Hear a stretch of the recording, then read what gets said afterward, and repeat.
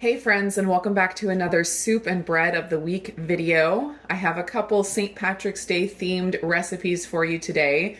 For the bread, I'm going to attempt to make something that at least looks like an Irish soda bread. I make no guarantees that it will taste just like an Irish soda bread, and I really hope not to offend any of the Irish among us, but it's sometimes fun to just try things, especially for holidays and for holiday favorites. So we're gonna give that a go. For the soup, I'm gonna be making a real simple corned beef and cabbage soup. I based my recipe on a recipe I found on Pinterest from The Blonde Cook, and I will link the original down in the description below. The original did have things like potatoes, so I keto-fied the recipe and put my own little spins on it. I'm gonna get started with the soup, and then while that is cooking, I will throw together the bread. So the ingredients I have for the soup today, this is my corned beef. I just got one package of corned beef from the store. I forget how much it weighed originally. I think it was like 3 pounds, but of course it cooks down quite a bit. I just cooked it in my Precision Instant Dutch oven and it was super simple, but once it was done, I just sliced it up and shredded it up, and this is how much it made. I think probably about 3 cups would be my guess. I have salt, pepper, and caraway seeds, as well as a bay leaf for spices. I have about 6 cups of broth. This is the broth that was left over after I made the corned beef, but then I also have 4 more cups of beef broth here to throw in. For vegetables, I have a cabbage. I will probably use about half of this, but I'll kind of play it by ear. I have a small-ish to medium-sized onion, 2 small carrots. I have 2 cloves of garlic and 3 big stalks of celery, and then at the end, I'm going to garnish with some fresh parsley. The last ingredient I have hiding back here is the bacon grease. I will use that at the very beginning to saute up my vegetables. I'm gonna go ahead and get my Precision Dutch oven preheated on the sear saute setting. So this recipe will be easy to make on the stove. It's a really quick recipe. I'm not even gonna use the slow cook. It's just gonna boil in here for probably like 30 minutes because all I have to do is cook the vegetables to the tenderness that I want. There's no potatoes, the meat is already cooked, and so it'll be super quick. My Dutch oven is preheated, so I'm gonna add about a tablespoon of bacon grease to saute my veggies in. I'm just adding the onions and celery and carrots now. I will add the garlic in a minute. I don't want it to burn.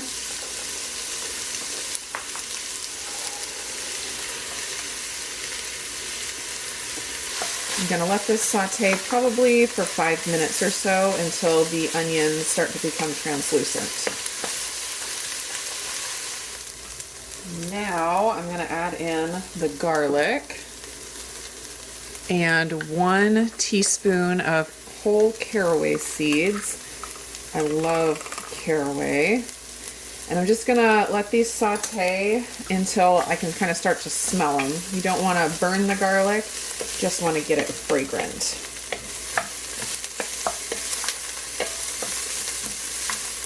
Oh, I can already smell the caraway, it smells so good.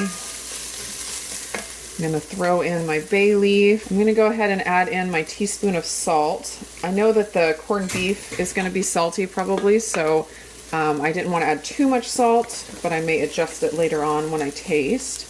And then about half a teaspoon of black pepper. Now I'm going to go ahead and throw in my broth and my more broth. So 6 cups altogether. I'm going to throw in my corned beef, and you guys know that I usually do very high protein soups and like a lot of meat in my soups, and if I had a whole bucket of corned beef here and I could choose how much I wanted to add in right now, I'd probably add in double this amount, but this is just what I had from making 1 package of corned beef, so it will be fine. This is a great recipe to make if you have leftover corned beef after St. Patrick's Day. Perfect for that. I'm gonna go ahead and add in my cabbage as well. I went ahead and chopped up 3/4 of the head, and it was a pretty medium-sized head. And since there's no potatoes in this recipe, I wanted it to be pretty full, not just a lot of broth. So, and I know cabbage is going to cook down quite a bit. So 3/4 of a head, which looks like a ton when I'm putting it in, but it will cook down. I'm gonna let this come up to a simmer while it's still on sear and saute. And then once it starts to boil, I will turn the temperature down probably to 325. And I'm gonna put the lid on and I'm gonna let it cook for 30 to 35 minutes. And I will be checking it periodically just to see when the veggies get tender to the way I want them. Now to get going on this bread. I stumbled across this recipe when I was experimenting with a simpler, no allulose, more carnivore friendly bread option. And when I made it, it kind of had a biscuity type texture.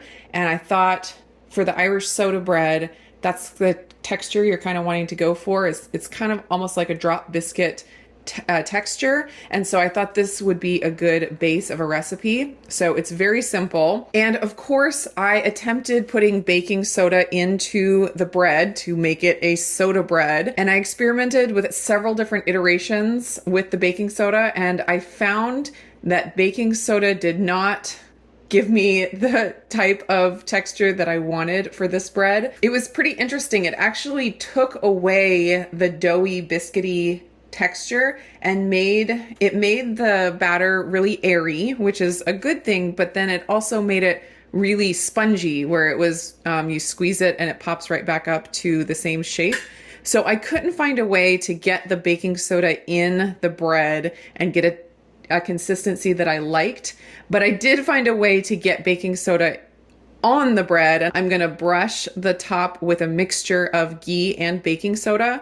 And actually it gave a little bit of that soda flavor because it has just a little bit on top. And then also the granulatedness of the baking soda gave it kind of a flour consistency. Like if you were eating a biscuit and there was still a little bit of flour on the top of it. I thought it turned out pretty good. You guys that try this, you can let me know what you think of that. So besides that I will be adding in the middle of cook time and brushing on, of course, I have egg white powder, cream of tartar, butter powder, salt, and beef gelatin. And in my bowl, I am starting with 1 1/4 cups of water, which is 295 milliliters. To the water, I am adding 100 grams of egg white powder, egg white protein powder, dried egg whites, all the same thing.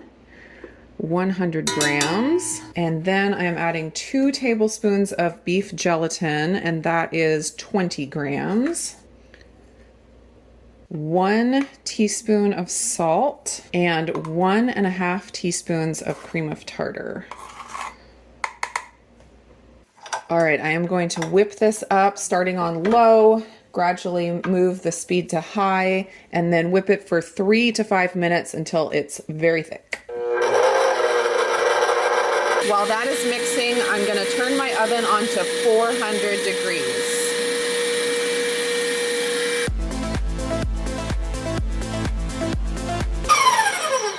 Before I add in the butter powder here, I'm going to show you my pan setup. This amount of batter is enough to make 2 good size Irish soda breads, but I'm just going to do 1. I have a 6-inch push bottom pan here, and it has a parchment paper round in it. I also sprayed it with avocado oil spray.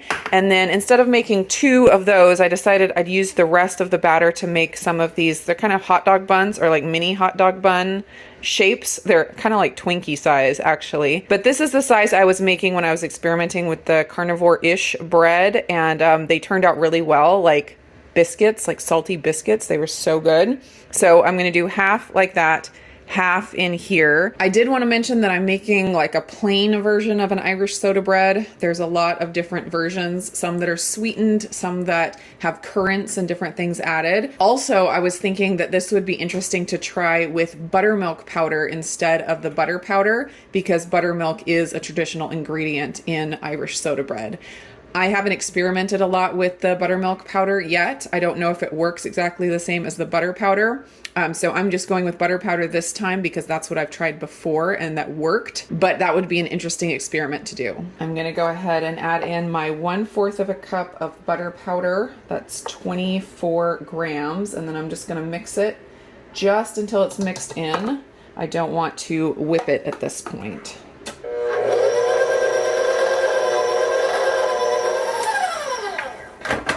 So we'll see how many buns I can get made out of this. I only sprayed 6 wells because I figured that would be plenty, but we will see here. So I did attempt to shape the, oh, preheated, yay. I did attempt to shape the bread onto a cookie sheet, just like you would normally with an Irish soda bread, but I found it flattened out too much. So worked better to get the shape I wanted by using a cake pan. And of course I want to get the slice on the top. So I'm gonna, the X actually, the sliced X on the top. So I'm gonna put that in here. See how that works out. All right, I'm gonna throw these in the oven at 400. Of course, the rolls or the buns will probably be done sooner than the bread, but I will let you know how long it takes altogether.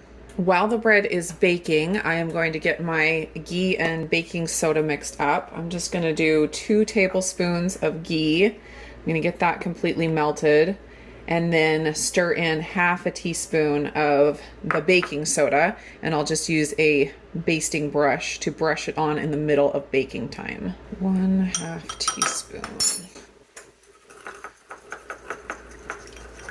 The rolls have been cooking for 15 minutes. Well, all of it has been cooking for 15 minutes, and I'm gonna go ahead and brush these first. Just want them to be firm enough to not, you know, gush too much when I brush them. And I'm gonna brush the bread at 20 minutes. Just wanna get these completely coated here. I'm gonna throw these back in probably for about 10 more minutes. The soup is all done. I'm gonna go ahead and pull out the bay leaf. Oop, come on, bay leaf. There we go. And I'm gonna garnish it with a handful of fresh parsley. That just gives it that nice pop of color. I did taste it and it tasted really good. Didn't need any more salt or anything. Depending on what kind of broth you use and what kind of corned beef, it may need more or less salt. Here is what the soda bread looks like. You can see that it, even without the allulose, it is browning a good amount, and that is mainly due to the temperature of the oven, I believe, because I found that trying to cook it at 325 just didn't get any browning at all. But once I bumped up the temp to 400, it browned quite nicely. So just gonna get this last little bit poured over the top here and throw it back in the oven probably for 10 to 15 more minutes. So these cooked a total of 25 minutes, 15 minutes before brushing, 10 minutes after, and they're looking really good. The top gets kind of crispy, but it's not like crumbly like I've had before when I did a recipe without allulose where the top just kind of like dissolves, it disintegrates. It actually stays pretty nice. So I'm happy with that. I'm gonna let these cool a couple minutes, then I'll pull one out and show you. And my bread should be coming out in a few more minutes. All right, let's see how these come out. They even got nicely browned on the bottom. They're so super cute. So I just cooked the bread for 10 more minutes. So a total of 30 minutes, 20 minutes before, 10 minutes after. And it's looking pretty done. I'm gonna let it cool in the pan for a few minutes before I take it out. Let me just show you the texture of these buns here. So if you can't get allulose, you can still make some pretty nice bread. That looks so beautiful, and it definitely passes the mushability test. It really mushes down, and it was just so crazy. As soon as I added in the baking soda to the mix, that mushability went away 100% and was back to spongy. So these really remind me of biscuits, and they're nice and salty with the extra salt in them, plus the baking soda on top, plus the extra cream of tartar. The cream of tartar seems to have changed the consistency when I increased that quite a bit. But they're very flavorful and they're super, super yummy. Very biscuit-like. All right, let's go ahead and see if I can get this out of the pan. It did sink down just a little bit. Ooh, it kind of stuck to the sides. I'm gonna loosen the sides a little bit. There we go. Ta-da. So in my experimenting with this recipe, I do find that I get a better result when I do a smaller bun like this rather than a loaf. They tend to sink a little bit more, but I had to make the soda bread. That's what the inside looks like. Not too shabby. Pretty dense, you know, kind of biscuity.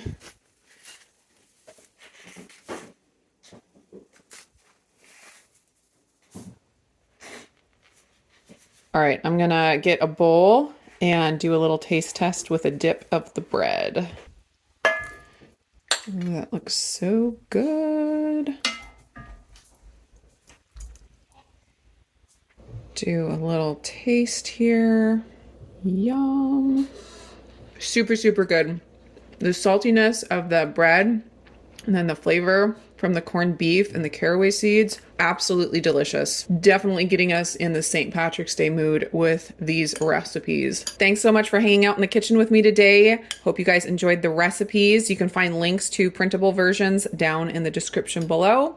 I hope you guys are all doing great, and I will see you again in another video.